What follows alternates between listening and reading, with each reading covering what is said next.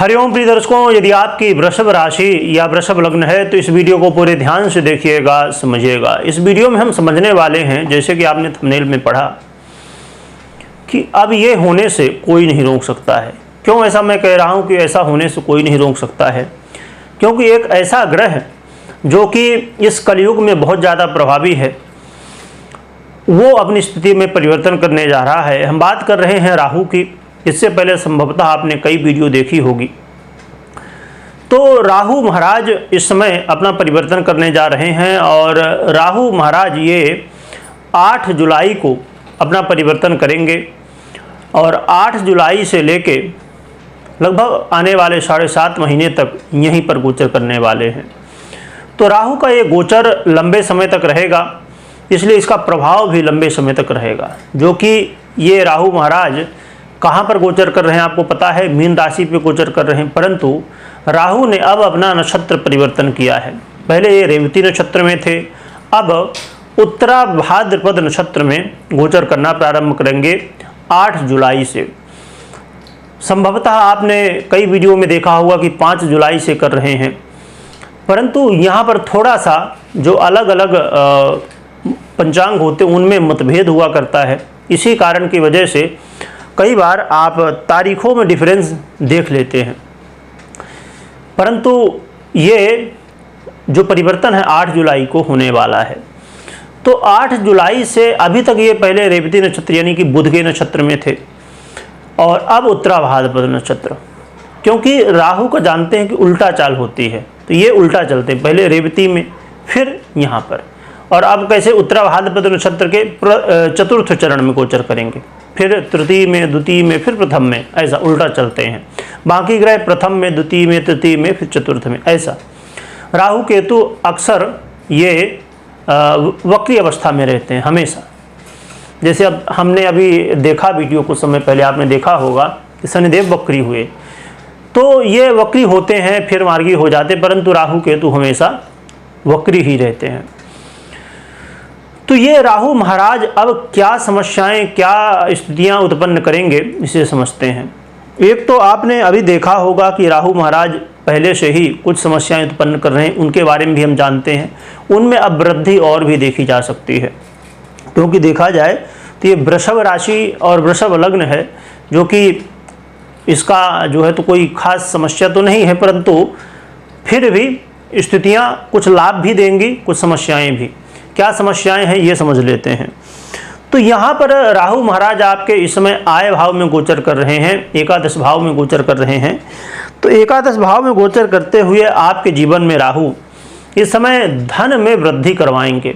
यानी कि यदि आप फाइनेंशियल स्थिति आपकी ठीक नहीं थी तो ये फाइनेंस को मजबूत करेंगे। आपको अचानक कहीं न कहीं से आय के साधन ये बनाने वाले हैं, तो अचानक धन के मार्ग खोलेंगे और इस समय कई सारे आपके कार्य बनेंगे भी।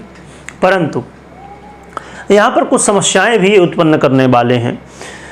इस समय खासकर आपके भाई बहनों के साथ वाद विवाद की स्थिति देखी जा सकती है।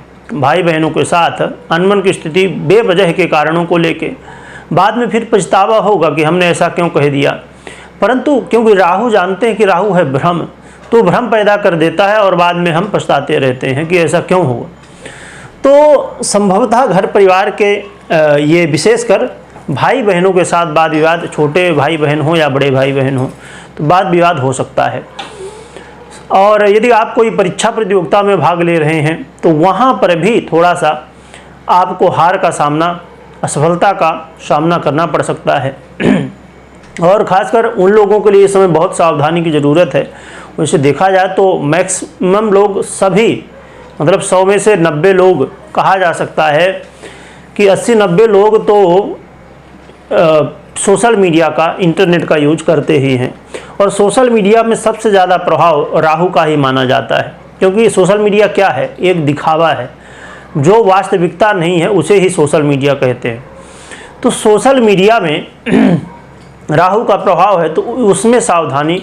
कोई भी आप एक्टिविटी अपनी सोशल मीडिया में कर रहे हैं तो बहुत सोच समझ के करिए, क्योंकि जैसे आपने कई बार सुना होगा कि सोशल मीडिया की वजह से बहुत सारी समस्याएं अचानक हो जाती हैं और अचानक बहुत बड़ी समस्याएं होती हैं, क्योंकि राहु एक अचानक स्थितियों का कारक भी माना जाता है। तो इसलिए सावधानी के साथ आगे बढ़ें। और आपको इसके अलावा अपने यदि जो गर्भवती महिलाएं हैं उन्हें अपने गर्भ का ध्यान रखना चाहिए। और विद्यार्थियों के लिए बहुत ज़्यादा ज़रूरी है कि विद्यार्थी जो है तो पढ़ाई में अपना मन लगाएं, क्योंकि इस समय सोशल मीडिया, दोस्तों के साथ मतलब टाइम पास करने में मन लगेगा, ना कि पढ़ाई में मन लगेगा। तो इसलिए अपने थोड़ा सा स्थितियों को मजबूत, मानसिक स्थितियों को मजबूत रखना होगा, मन को एकाग्र रखना होगा। जो लोग इन्वेस्ट करते हैं जैसे शेयर मार्केट इत्यादि में, उन्हें अचानक बड़ा लाभ या तो अचानक बड़ी हानि हो सकती है। तो इसलिए निवेश करना किसी मार्केट में, खासकर शेयर मार्केट इत्यादि में, तो यहाँ पर बहुत सावधानी के साथ इन्वेस्टमेंट करना होगा। और इसके अलावा देखा जाए तो जो लोग लव पार्टनर हैं उनको विशेषकर सावधानी रखनी होगी। इस समय एक दूसरे के प्रति पूर्ण विश्वास रखना होगा, क्योंकि भ्रम की स्थिति की वजह से अलगाव हो सकता है। और दाम्पत्यों को भी यही बात को ध्यान में रखना होगा कि एक दूसरे के प्रति पूर्ण समर्पण रखें। यदि इस समय आप झूठ बोलेंगे या आपने कोशिश की भी, तो इस समय आपका झूठ सामने आ जाएगा। और जैसे ही झूठ सामने आया तो बस फिर स्थितियाँ वाद विवाद की बन जाती हैं। इसलिए राहु महाराज इस समय घुमाने वाले हैं आपको यहाँ वहाँ। तो अपने मन को स्थिर रखिए, पूर्ण समर्पण रखिए। जो लोग व्यापारी हैं उन्हें धन लाभ भी होगा, परंतु यदि आप पार्टनरशिप में व्यापार कर रहे हैं तो आपको यहाँ पर आपस में, मतलब ऐसा नहीं कि आपने कुछ कहा और आपके पार्टनर ने कुछ कहा, ये स्थिति से बचना होगा, नहीं तो इस तरह में वाद विवाद हो सकता है। क्योंकि इस समय कन्फ्यूजन होगा आपस में, ऐसा लगेगा कि आपका पार्टनर आपको धोखा दे रहा है, संभवतः आपको धोखा मिल भी सकता है। तो आपको सावधानी के साथ आगे बढ़ना होगा।